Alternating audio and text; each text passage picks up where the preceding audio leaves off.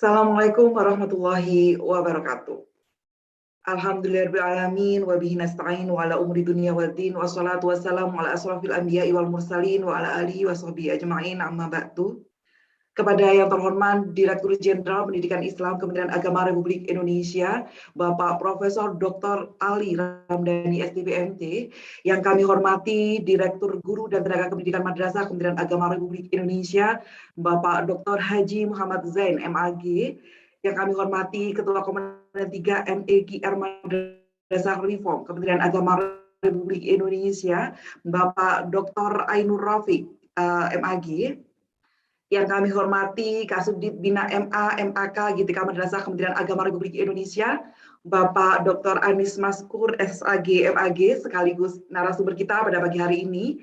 Yang kami hormati para panitia GTK Madrasah Berbagi, khususnya Akhina Lutfila dan seluruh jajarannya selaku koordinator kajian keislaman kita pada pagi hari ini.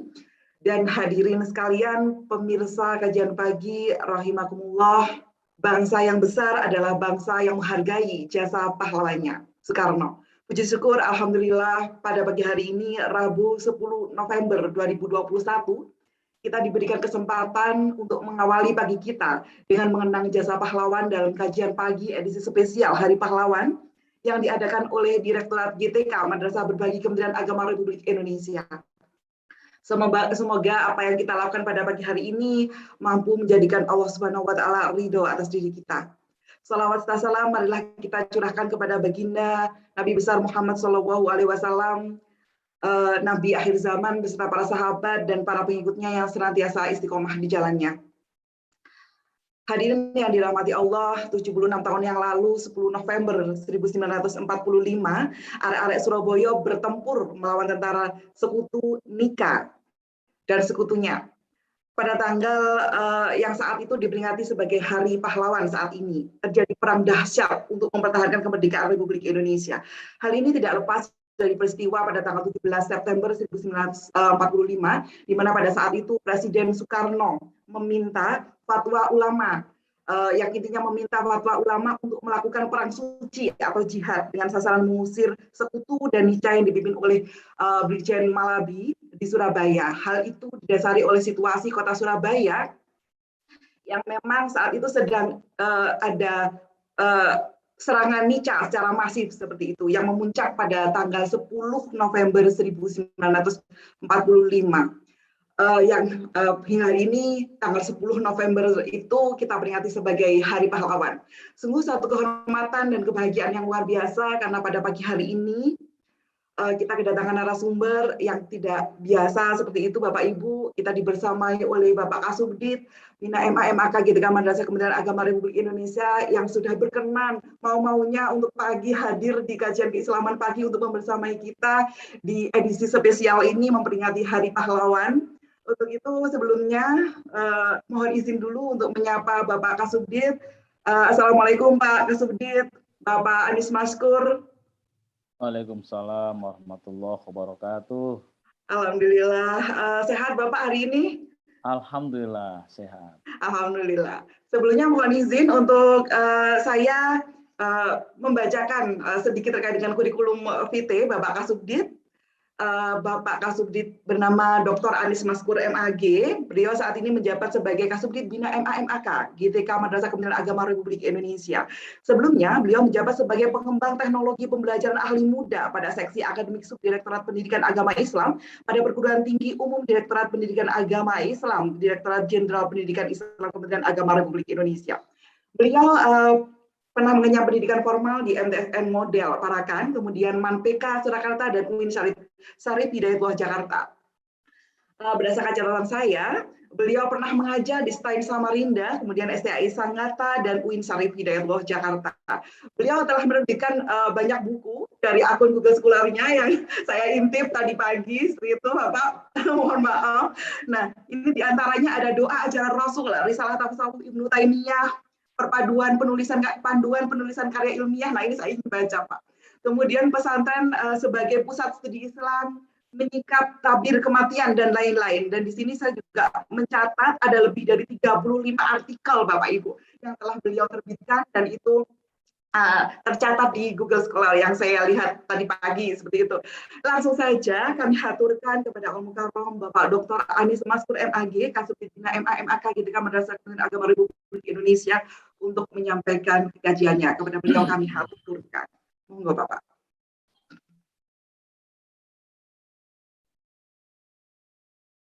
Assalamualaikum warahmatullahi wabarakatuh. Waalaikumsalam warahmatullahi wabarakatuh. Alhamdulillahi rabbil alamin. Alhamdulillahi wa kafa wassalatu wassalamu ala nabil mustafa wa ala alihi wa ashabihi ahla sidqi wal wafa.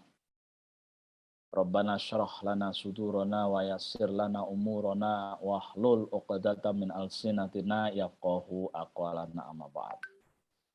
Yang saya hormati para pahlawan tanpa tanda jasa yang sering gelar pahlawan yang disematkan kepada para guru, pahlawan tanpa tanda jasa. Memang tanda jasanya nggak ada. Nah, tapi kita bersyukur pada hari ini, pada pagi hari ini, bertepatan dengan Hari Pahlawan, kita memperingatinya dan kita sebenarnya semua adalah pahlawan. Dan kita yakin guru sejak dulu sudah memiliki gelar pahlawan meskipun tanpa tanda jasa, sertifikasi, tanpa kesejahteraan dan sebagainya. Tapi guru tetap setia mengajar, guru tetap setia mendidik, dan itu adalah tanda-tanda kepahlawanan. Nah, saya kira hari ini saya sebagai Kasubdit baru pada Direktorat Guru dan Tendik Madrasah, izinkan kami menyapa pada para pahlawan kami, pembela madrasah, pembela pendidikan madrasah yang setia menemani kita semua demi kebahagiaan dan kesejahteraan anak-anak bangsa. Dan saya secara pribadi menyampaikan terima kasih yang sebesar-besarnya kepada Bapak Ibu guru sekalian yang tetap ikhlas dengan kepahlawanannya, sebagaimana seperti yang kita ketahui, ya, meskipun dengan gelar yang tidak enak didengar sebenarnya, ya, pahlawan tanpa tanda jasa. Tapi saya menarik hari ini diminta untuk menyampaikan satu sapaan yang ini dikaitkan dengan Hari Pahlawan dan dikaitkan dengan hari bagaimana kita sebagai guru bisa meneguhkan kepahlawanan kita. Mohon maaf, saya baru bergabung karena memang saya baru perjalanan dari Bogor nih pagi-pagi menuju rumah, baru sampai rumah jam 5.10 menit. Jam 5.10 menit dan saya langsung buka dan ditelepon sama Pak Lutfi untuk segera gabung. Ya, alhamdulillah kita masih bisa diberi kesempatan, sehat semuanya, dan mudah-mudahan kita senantiasa membawa kesehatan ini dalam menjalankan tugas-tugas mulia kita. Saya akan awali satu di pertemuan pada pagi hari ini dengan satu syair yang sering saya ungkap berulang-ulang dalam rangka meneguhkan komitmen kita sebagai seorang muallim, sebagai seorang alim dan juga muallim dan juga muta'allim. Jadi ada tiga gelar yang melekat pada diri Bapak Ibu guru sekalian: alim, muta'allim, dan muallim. Satu jabatan yang jarang dimiliki orang. Itu adalah jabatan mulia.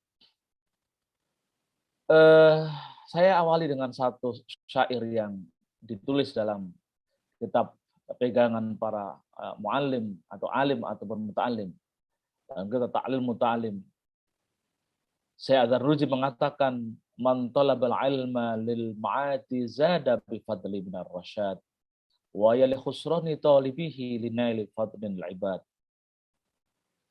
Ini satu kekerenan yang tersendiri.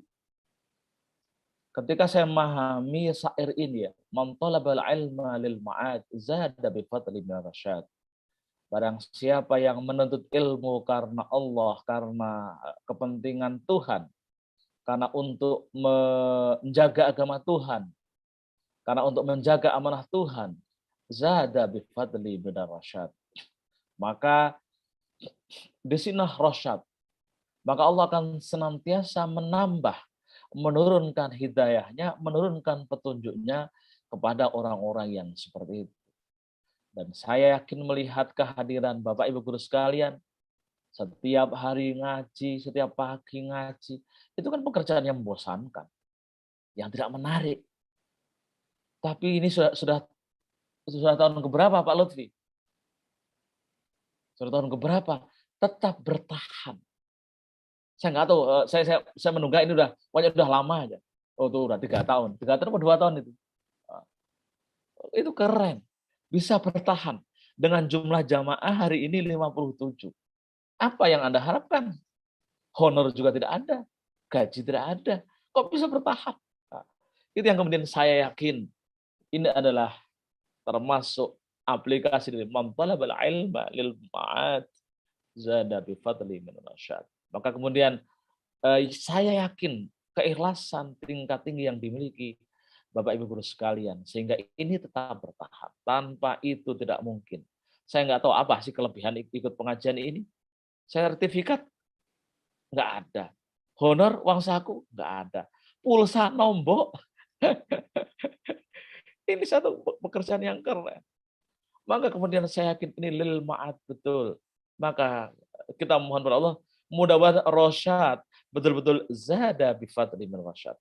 Betul-betul kita akan dijadikan guru yang selalu mendapatkan tambahan petunjuk, tambah hidayah karena keikhlasan kita semua.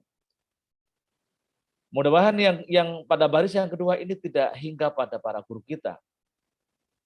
Wa ya li khusrani talibihi linail fadlin ibad. Aduhai, sungguh amat merugi jika kita sebagai guru ketika kita mengajar hanya untuk kepentingan mencari pekerjaan, mencari prestis. Wah ya khusron, sangat merugi. Atau menjadi guru pengen biar tunjangan sertifikasi atau biar dapat tunjangan sertifikasi itu khusron linail fadlil ibad. Nah, kita harus bisa memposisikan mana tujuan dan mana konsekuensi. Kita harus tahu tujuan kita menjadi guru adalah bagaimana agar kita bisa investasi amal kebaikan yang kemudian ya, itu akan memperkuat atau memperbaiki kompetensi peserta didik kita. Tapi kalau niatnya hanya kepentingan fadlil ibad, ibad itu abdun itu hawa nafsu, kira-kira gitu ya. Kalau nyebut ibad, abdun itu cenderung ke hawa nafsu. Hanya untuk memenuhi kepentingan hawa nafsu, maka itu adalah kerugian yang sangat besar. Nah, syair ini bukanlah tanpa dasar. Ada satu hadis yang saya coba cari-cari yang sangat senada dengan makna syair ini. Hadis itu begini, ada hadis qudsi. Dikatakan Allah berfirman kepada dunia, ya dunia ihdimi man khadamani wastakhdimi man khadamaki. Hai dunia, ihdimi, bantulah. Nah, kalau bahasa terjemahan secara luas saya sering menerjemah gini. Hai dunia, ini kalau dalam konteks guru, saya ini punya guru-guru yang ikhlas, yang ketika dia mengajar untuk menjaga agamaku, agama yang aku turunkan kepada Muhammad. Aku punya guru-guru yang setia tetap mendidik anak-anak meskipun tunjangan sertifikasi sering dibayar telat. Aku punya guru-guru yang kadang walaupun gajinya cuma di bawah UMR, tapi mereka tetap setia dan taat. Maka ihdimi man khadamani, hai dunia, penuhilah kebutuhannya. Kalau kurus mereka gemukkan. Makanya guru-guru madrasah itu walaupun kadang gajinya cuma di bawah UMR, tapi gemuk-gemuk. Kayaknya Bu Anies juga lumayan subur. Kan begitu. Lalu kemudian kalau sakit sembuhkan. Kalau ada corona jangan sampai ada yang sakit. Kan begitu. Ini satu efek hadiah yang diberikan kepada Allah agar tidak diberikan. Kalaupun kena corona, OTG saja, jangan sampai yang parah. Kira-kira begitu ya. Kira-kira makna hadis itu ya dunya ihdimi man khadamani. Sebaliknya hidupnya wastakhdimi man khadamaki. Jika ada guru-guru nih kalau ngajar karena pengen nyari honor, tuh kerjain. Suruh ngerjain portofolio, suruh ngumpulin sana sini, cari sertifikat. Setiap kali ada pertemuan, mana sertifikatnya? Wah, itu berarti dikerjain sama dunia. Itu hadis qudsi itu. Maka kalau ada guru ribut nyari sertifikat, itu berarti dipertanyakan keikhlasannya. Kan begitu. Ini hadis qudsi. Maka kita lagi-lagi kebahagiaan kita adalah menjadi guru yang sekaligus menjadi pahlawan. Pahlawan bagi diri kita, pahlawan bagi keluarga, pahlawan bagi bangsa, dan pahlawan bagi peserta didik kita. Tapi ada hal yang dapat mengganggu kepahlawanan ini. Ada satu hal yang dapat mengganggu kepahlawanan guru yang justru kemudian bisa menjadikan pahlawannya itu bernilai nol. Ada satu penelitian yang diabadikan dalam satu buku yang namanya buku Learning Revolution, revolusi belajar. Kalau nggak salah ditulis oleh Dryden G. Foss dan Anita Foss, mengatakan begini, lembaga pendidikan itu memberikan sumbangsih penurunan kecerdasan bagi peserta didik. Wah, ini lembaga pendidikan formal memiliki sumbangsih dalam menurunkan kecerdasan peserta didik yang tingkat persentasenya itu bisa sampai 40 sampai 50%. Ini berarti ada tanda kutip dosa-dosa kayak gitu. Dosa-dosa guru. Padahal guru satu sisi dia menjadi pahlawan tanpa tanda jasa, ngajar dengan penuh dedikasi, ya, investasi amal jariah, tapi ketika anak masuk sekolah justru kemudian kecerdasannya mengalami penurunan yang seharusnya anak itu 100%, kok kemudian tinggal 60 atau 50%. Saya ingin contohkan begini, bentuk kecerdasan 100% itu begini. Anak ketika baru lahir, anak ketika di dalam kandungan, itu kecerdasannya luar biasa. Bagaimana dia diberi karunia akal, dia terus bergerak, ya, bergerak, bahkan kemudian dengan kecerdasannya dia mencari jalan keluar untuk keluar dari perut ibunya, muter terus ya. Maka kadang kalau muternya nggak tuntas nanti sungsang, kan begitu ya. Pokoknya muter terus nyari jalan keluar, dia ingin keluar, belajar. Dan orang tua selalu merespon dengan baik gerakan-gerakan itu. Bahkan menjadi sebuah kelucuan ketika anak sering mukul dinding rahim ibunya. Bahkan suaminya akan dibilang, Pak, ini loh Pak, sumbangan Bapak nih bergerak-gerak. Nah, ini satu padahal anak itu sedang mencoba dengan kecerdasannya ingin mencari jalan keluar dari rahim ibunya. Terus belajar terus selama 9 bulan. Pada akhirnya kemudian dia bisa menemukan jalan keluar. Maka kemudian lahir, dan itu adalah rata-rata didahului dengan kepalanya. Artinya kalau anak lahir dengan kepalanya dulu, itu berarti dia ada proses pembelajaran yang tuntas. Nah, kalau yang sungsang, itu berarti ketika muter dia tersesat. Muter nggak ketemu jalan, akhirnya kaki duluan yang keluar. Nah, ini sebuah kecerdasan. Lalu ketika keluar, itu yang disuarakan adalah nangis dulu untuk menginformasikan bahwasanya dia sukses keluar dari rahim ibunya. Lalu kemudian terus gitu belajar, mulai megang, mulai tengkurap, mulai merangkak, sampai jalan dan jatuh. Ketika berdiri belajar sampai ratusan kali sampai dia bisa berdiri. dan tanpa putus asa. Itu bentuk kecerdasan anak yang masih 100%. Dan hampir anak ketika kecil seperti itu, atau masih bayi, ketika nangis, ketika ngompol, itu nggak ada anak dimarahin oleh orang tuanya.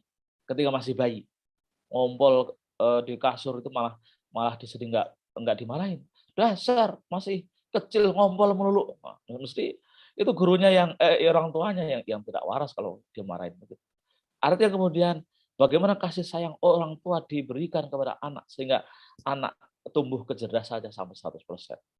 Tapi kemudian ketika dia masuk mulai usia 4 tahun, 5 tahun, sampai kemudian masuk sekolah, ke dalam sekolah, dia muncul menghadapi dunia baru. Guru-guru yang tidak dikenalnya. Apalagi yang kita khawatir adalah guru-guru yang tidak memiliki ilmu pedagogi, ilmu pendidikan, yang kerjaannya marah terus di kelas.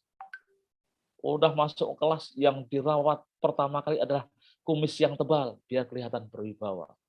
Ketika masuk kelas, yang dibawa pertama kali adalah penggaris atau tuding, biar kelihatan keseram. Nah, itu sudah dalam ilmu psikologi itu sudah meruntuhkan saraf-saraf perkembangan otak, saraf otak peserta didik. Ya. Tampilan yang menyeramkan, gaya yang sok berwibawa bagi guru yang ditampilkan di hadapan anak-anak itu memberikan sumbangsih dalam menghentikan perkembangan saraf positif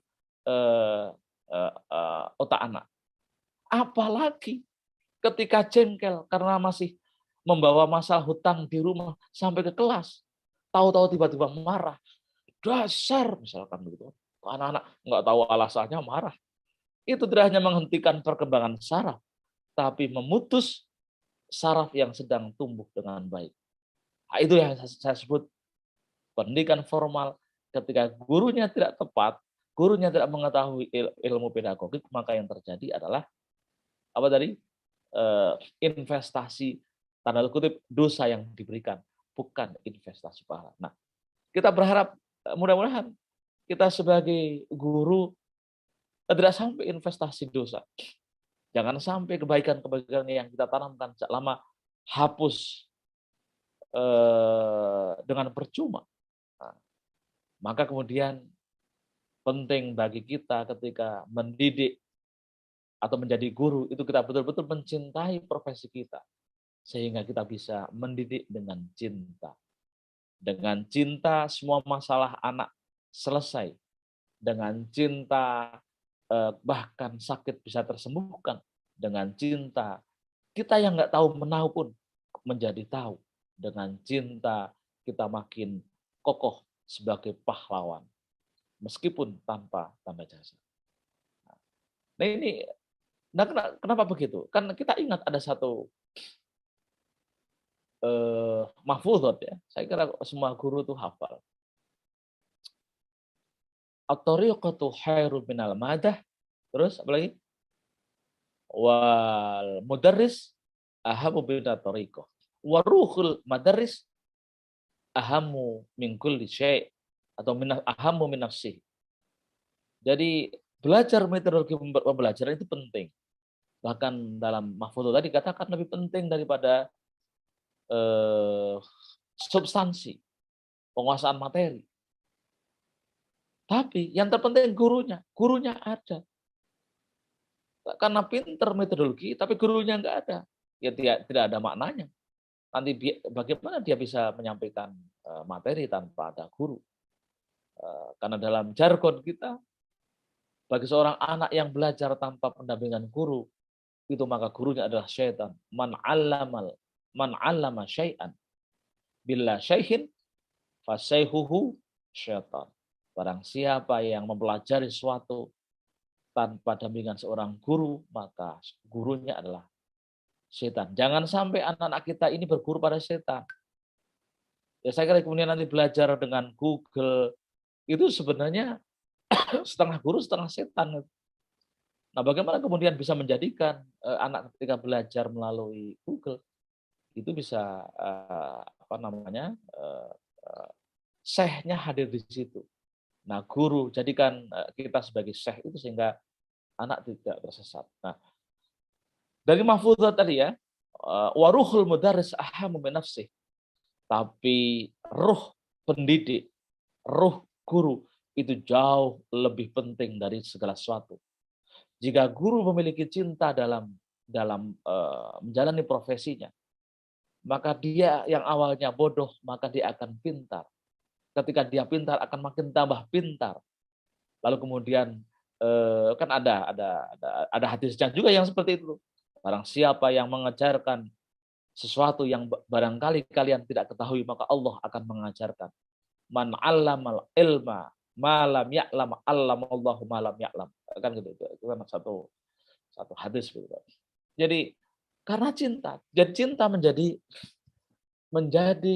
poros utama bagi seorang guru untuk meningkatkan kompetensi kita.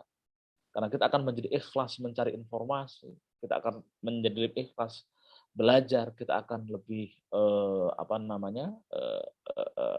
lebih komitmen dalam menjalankan tugas-tugas kita. Itu karena apa? Karena adanya ruhul mudarris, karena adanya cinta pada profesi, karena adanya apa tadi? Ya cinta menjalani sebagai pendidik. Nah, itu keren. Nah, Bapak sekalian, jadi lagi-lagi saya ingin menyampaikan kepahlawanan ini jangan kalian sia-siakan. Ya, terus bangun, pupuk terus sehingga jiwa kepahlawanan itu makin mantap. Karena kita sekarang untuk berperang nggak mungkin. Justru yang kita lakukan saat ini adalah mendampingi para peserta didik yang sedang berperang melawan musuh, dan itu musuh itu adalah banyak hal, ada informasi yang tidak benar, ada penyalahgunaan teknologi dan seterusnya. Kita dampingi itu sehingga kita memang betul-betul berperang, tapi berperang meneguhkan atau mengadvokasi peserta didik kita. Hal yang lainnya yang juga menjadi modal kita untuk meneguhkan kepahlawanan kita agar kita makin cinta. Guru atau kita semua harus memahami objek yang kita hadapi, peserta didik ini. Di zaman milenial ini, kita lihat kecerdasan peserta didik itu berkembang secara baik, secara masif, proporsional, bahkan kalau kita merujuk kepada kecerdasan versi Gartner yang 8 hal itu ya, Slim and Bill ya. Saya sering menyingkat dengan Slim and Bill, mengutip dari singkatan Mas Hernowo ya. Slim spasial, linguistik, interpersonal, musikal, natural, badan kinestetik, interpersonal, dan logis matematis. 8 kecerdasan. Saya melihat kecenderungan kecerdasan anak-anak sekarang itu tidak hanya terjebak kepada kecerdasan yang hanya difasilitasi oleh negara. Kita tahu penyelenggaraan pendidikan formal itu kalau kita tidak memahami 8 kecerdasan ini, biasanya dalam ruang kelas yang diakomodir kecerdasan peserta didik itu hanya 2 atau 3, yaitu kecerdasan logis matematis, kecerdasan matematika, ya. Artinya yang kemudian yang diprioritaskan adalah mata pelajaran umum ya, matematika, kimia, fisika, atau IPA atau sains. Itu berarti guru, kepala sekolah hanya mengedepankan kecerdasan logis matematis. Yang kedua, kecerdasan linguis, bahasa, yang kemudian muncul dalam kalau prodi atau jurusan atau peminatan di jenjang aliyah, ada bahasa, kecerdasan bahasa. Hanya itu. Yang dulu dalam kebijakan ujian nasional, setidaknya yang diakomodasi adalah yang diuji nasionalkan atau UN kan adalah 2 aspek itu. Kita melupakan kecerdasan-kecerdasan yang lain. Padahal menurut analisis Gartner, 8 kecerdasan itu harus dioptimalkan oleh kita semua. Jangan sampai anak menjadi korban sistem, korban pendidikan yang salah arah. Jangan juga anak didik menjadi korban dari pola pendidikan yang disampaikan oleh guru. Maka guru harus memahami 8 kecerdasan itu. Spasial, ya, interpersonal, logis linguis, interpersonal, musikal, body atau kinestetik, lalu kemudian intrapersonal dan logis matematis. Harus paham itu. Sehingga ketika kita menghadapi peserta didik, semua peserta didik terakomodasi secara baik, bisa dilayani secara baik dalam proses pendidikan. Maka pengetahuan ini menjadi penting agar kita meneguhkan, memupuk jiwa-jiwa kepahlawan yang sudah terlanjur tumbuh. Jangan biarkan tumbuhnya jiwa-jiwa kepahlawan ini tidak tumbuh subur pada diri kita. Maka kemudian dengan modal ini kita berharap ketika kita sudah persyaratan mendidik dengan cinta terpenuhi, ilmunya memadai, maka jangan lupa ketika beribadah, ketika mengajar, niatkan untuk ibadah. Saya ingat, saya itu sering menghitung-hitung umur kita, lalu kemudian ketika dikonversi ke akhirat, saya sering menghitung-hitung. Jikalau kita diberi usia seperti Rasulullah sebanyak 60 tahunan, lalu kemudian kita konversi 60 tahun itu, anggap 60 tahun, konversi ke dalam usia akhirat.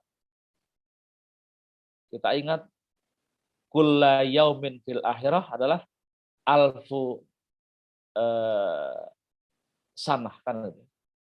Jadi satu hari di akhirat itu adalah 1000 tahun di dunia. Bayangkan, satu hari di akhirat 1000 tahun di dunia. Lalu kita konversi usia 60-an tahun kita dalam usia akhirat. Itu saya hitung-hitung itu hanya sekitar 1,5 jam. 1,5 jam ya, kita hidup 63 tahun, lalu dikonversi ke usia akhirat itu sama dengan 1,5 jam. Lalu ketika kita mulai berbuat baik, itu biasanya usianya rata-rata mulai 30 tahun.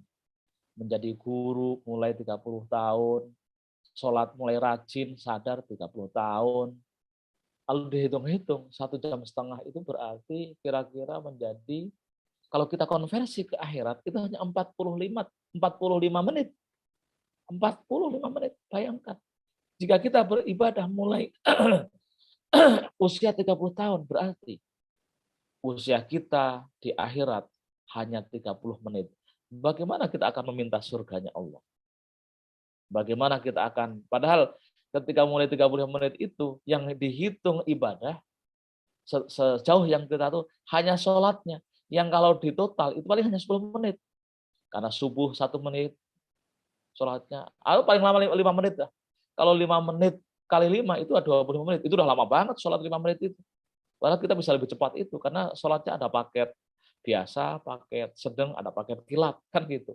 Kalau paket kilat kan rata-rata 1,5 menit atau 2 menit. Bayangkan, kita mau minta surganya Allah. Dan nggak tahu diri kalau kemudian kita minta surganya Allah.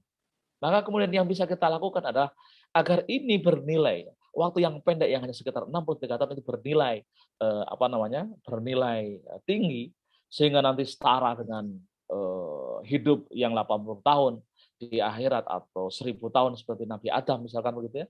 Maka yang pertama kita lakukan adalah niatkan amaliyah ibadah kita untuk amaliyah pengajar kita untuk ibadah, sehingga kemudian seluruh aktivitas mengajar dari pagi sampai sore ibadah. Yang kedua, amaliyah kehidupan kita, niatkan juga untuk ibadah, sehingga sampai melayani keluarga, mencari nafkah, itu dicatat sebagai ibadah, sehingga 24 jam itulah ibadah. Sehingga nilai secara kuantitatif dalam selama 45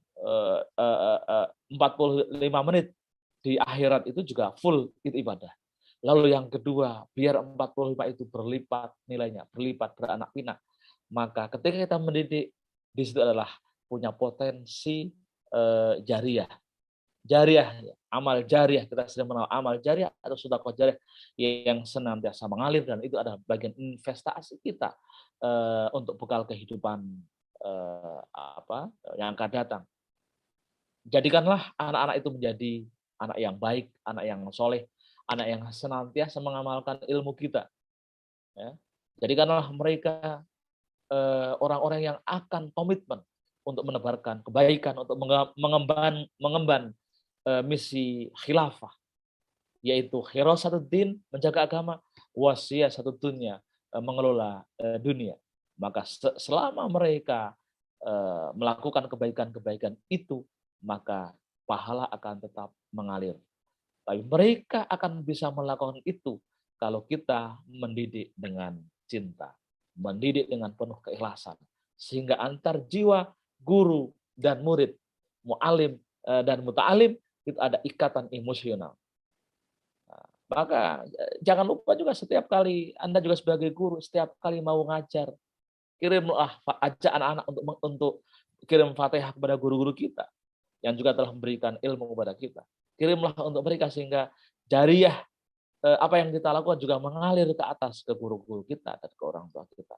Biasakanlah kirim Fatihah, tradisikan itu sehingga anak-anak juga akan mengikuti jejak kita. Ya, kirim Fatihah untuk guru kita. Nanti misalnya Pak Lutfi sudah meninggal, diingat, saya punya guru yang cakep, yang humble. Ayo kirim Fatihah. Karena saya ngajar ini, saya bisa bikin kirim Fatihah. Al-Fatihah.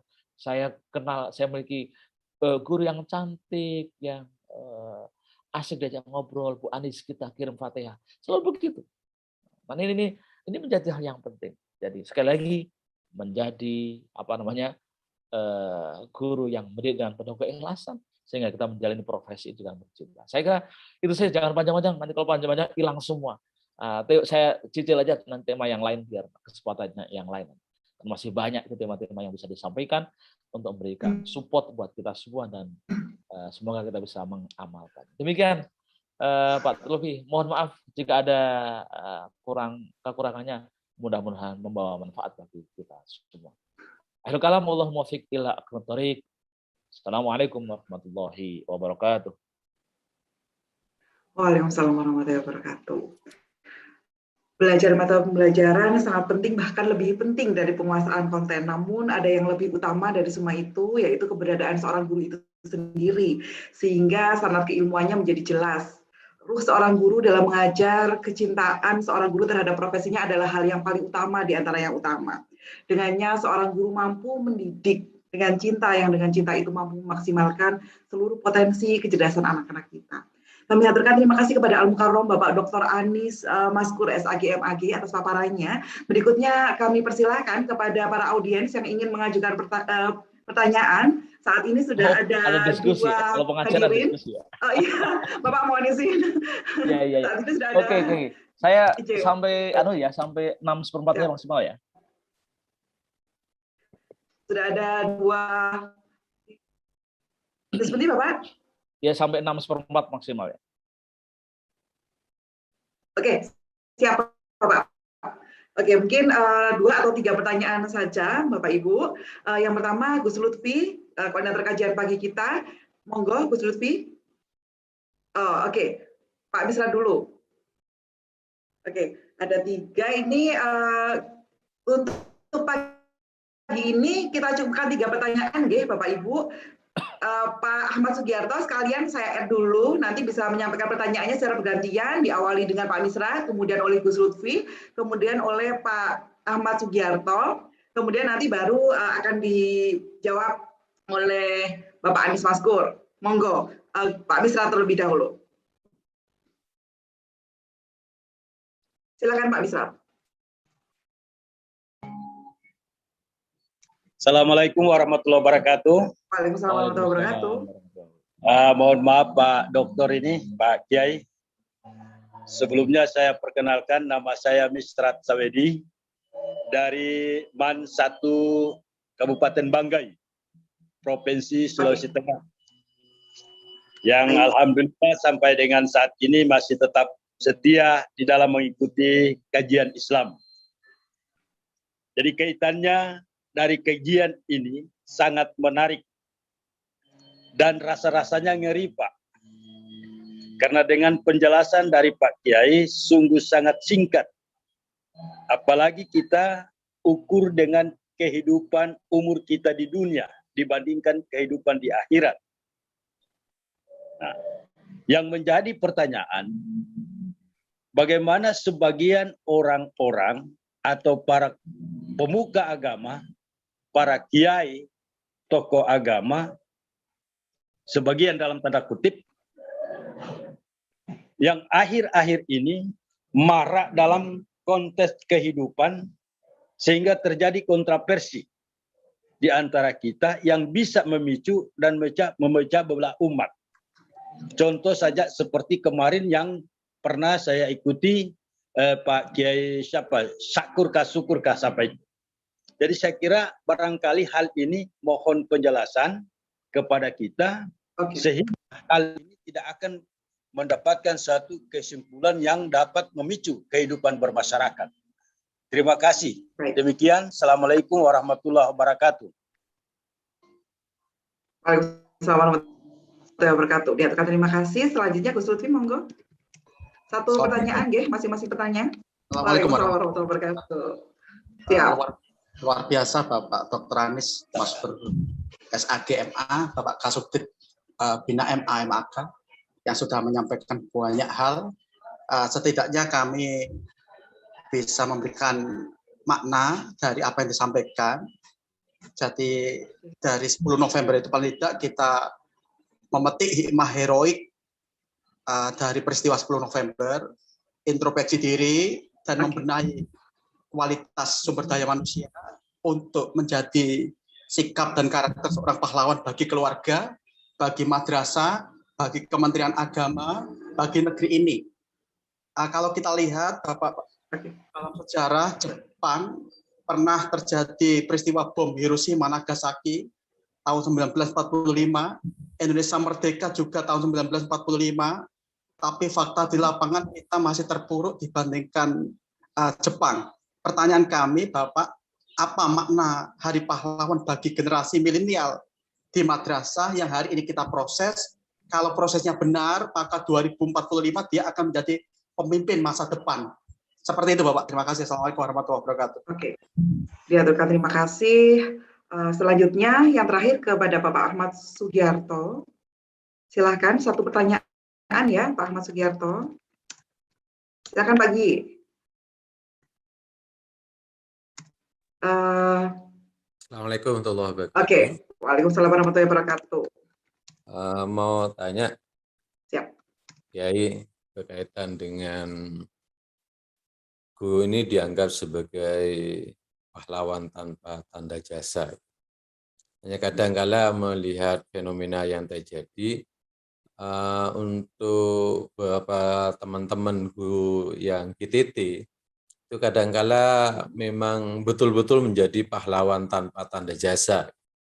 Hanya kadang-kala di dalam kehidupannya untuk menjaga keikhlasan sebagai pahlawan tanpa tanda jasa, ketika melihat teman-temannya yang dapat sertifikasi, yang dapat gaji tinggi, itu bagaimana Kiai untuk berkaitan dengan kepedulian kita dan menjaga keistiqomahan guru-guru GTT yang tanpa tanda jasa ini. Terima kasih. Assalamualaikum warahmatullahi wabarakatuh. Oke. Waalaikumsalam warahmatullahi wabarakatuh.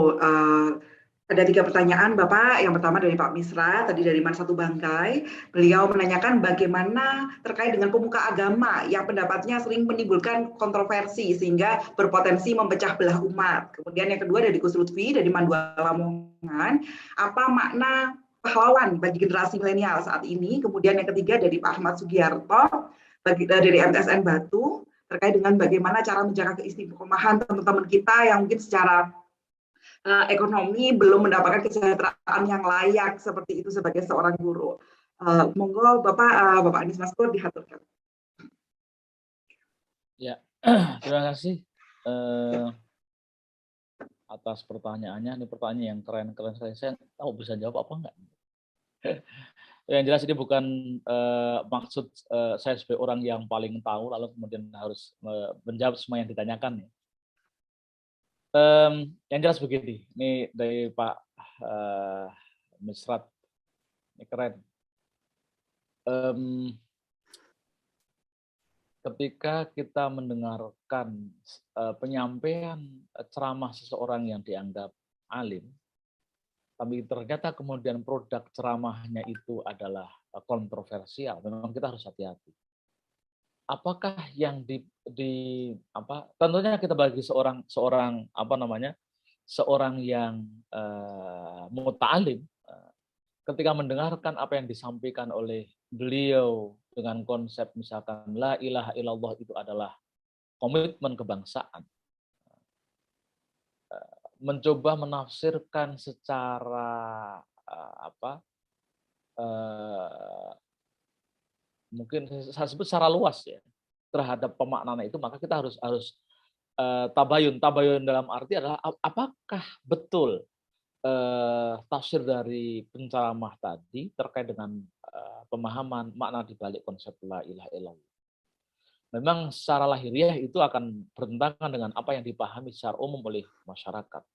Tapi kita sebagai orang yang muta'alim, jangan kemudian mencela, turut serta mencela sesuatu yang kita tahu. Saya memiliki keyakinan beliau adalah orang yang paham, tidak sekedar ngomong begitu ya, tidak sekedar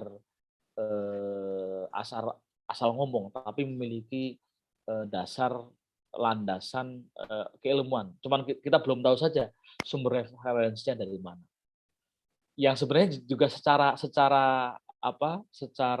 keilmuan sebenarnya saya melihat ya suasananya itu ingin mencoba agar, kalau nggak salah itu ceramah di lingkungan tentara ya, kalau nggak salah ya, sebenarnya ingin menerjemahkan, membumikan makna la ilaha illallah.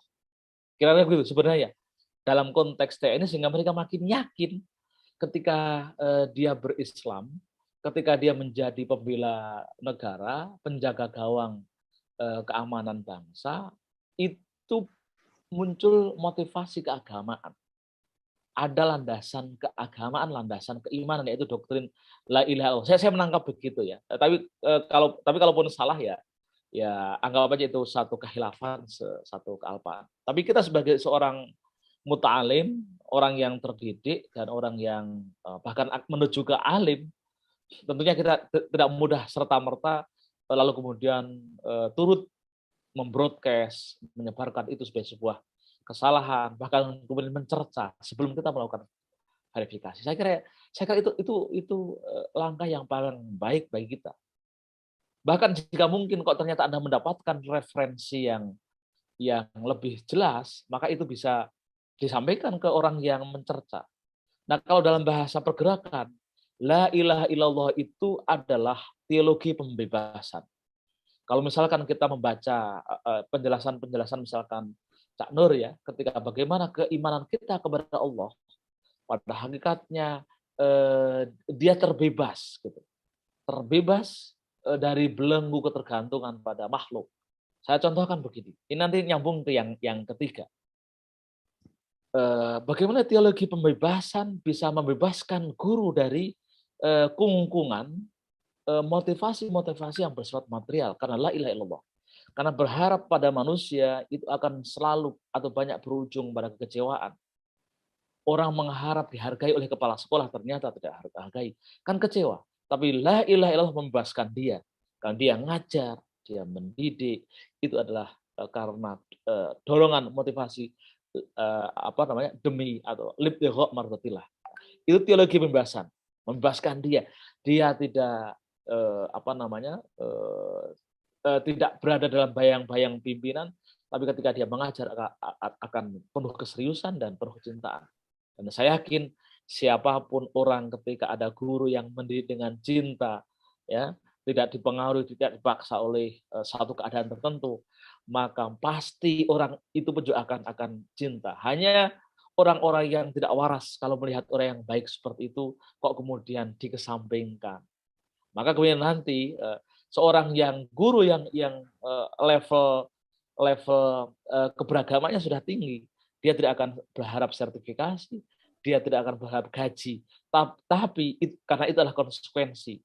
Sertifikasi, gaji itu bukan tujuan, tapi itu adalah sebuah konsekuensi. Nah, ini kalau sudah tinggi, cuman kita kan masih susah ya sampai ke level ini. Saya sedang menulis satu buku, namanya begini. Saya kasih judul begini. birokrat bisa menjadi wali. Nah, itu kenapa saya begitu? Jadi saya menceritakan bagaimana ketika saya ikut satu putaran promosi jabatan itu sudah 6 putaran, kira-kira gitu ya. Lalu kita lobby sana, lobby sini, lobby sana, lobby sini. Ternyata berujung pada kecewaan.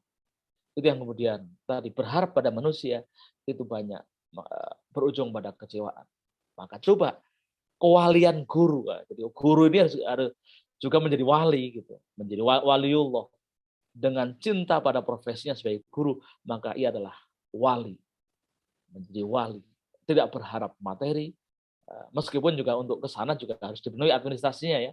Tapi jangan sampai kemudian ngotot sampai ngotot itu maksudnya memaksakan harus dibayar, harus bukan. Uang sekolah yang tempat kita ngajar ya duitnya masih sedikit kok minta gaji yang banyak. Terus yang kedua, guru harus memiliki kesadaran bahwasanya menjadi guru itu siap miskin. Karena rizkinya dipincuk sudah. Rizkinya dipincuk. Apa dipincuk itu? Dijatah. Berangkat pagi, pulang sore. Kalau sudah ada TPG, tunjangan sertifikat guru hanya 1,5 juta. Kalau sudah impasing bisa 3 juta. Kan gitu. Hanya dapat segitu. Kalau sudah PNS 2 kali lipat, gaji 6 juta atau 8 juta. Hanya segitu, nggak bisa lebih. Kesadaran ini perlu dibangun. Menjadi guru itu adalah siap untuk miskin secara materi, tapi bahagia secara rohani. Menjadi kalau mau kaya, jangan jadi guru. Lebih kaya penjual pentol bakso itu yang pakai sepeda atau pakai pikulan, pentol teng atau es itu lebih mudah, lebih kaya itu. Saya sempat nanya sama penjual pentol itu, berapa setiap hari bisa menyimpan? Itu rata-rata 50.000. Paling buruk itu 50.000. Paling buruk bisa nyimpan. Kalau turun terus 30 hari, berarti 1,5.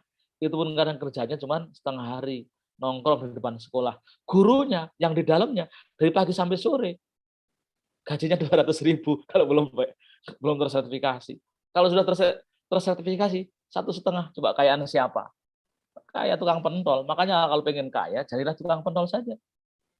Gitu. Jadi ini perlu dibangun motivasi seperti ini ya.